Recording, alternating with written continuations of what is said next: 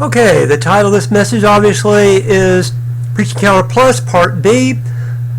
Adapt these concepts to better plan and prepare local church ministry. I'm assuming that you already have seen Part 1, Part A, which is the overview and orientation to the following.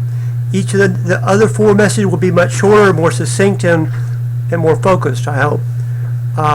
This one says that basically in leading a church you need to know that there are predictable occasions, that each year it cycles around just like the seasons.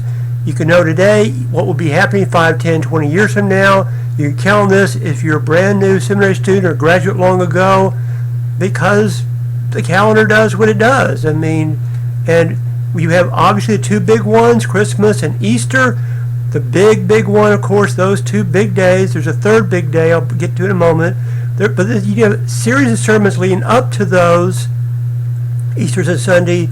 And so the point is that even now, to think about how you would speak about the wise men, Christ, virgin birth, resurrection, all different elements.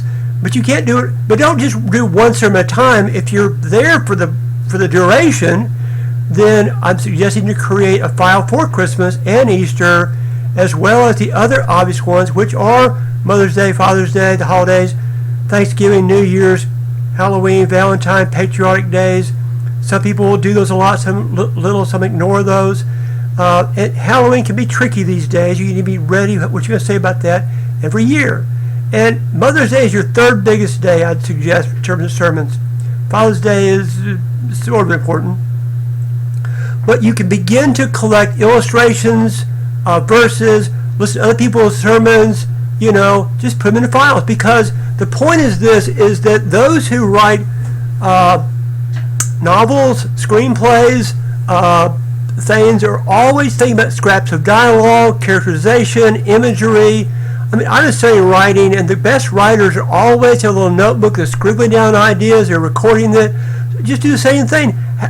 How would you do these things? Because it's going to be called upon in 5 years from now to do a Thanksgiving message. And so, well, how can you keep those? And you got online files, or put them in a box.net or an online file, or in your phone or wherever. Keep them going, or paper files up manila folders. Similarly, for offerings, communion, altar call, baby dedication, weddings, funeral, graduation, invocation, benediction, repentance, missions, pray, give, go, and get strong with repentance. There's not a lot of call to repentance these days, and I'm really disappointed with that. I think we did much better with invocation and benediction. That's how you start and end a service. And these are all things that can be delegated to staff, to your elders, your lay leaders. Maybe not weddings and funerals, but the other ones can. You'll be called upon to do graduation, so be thinking about your graduation messages.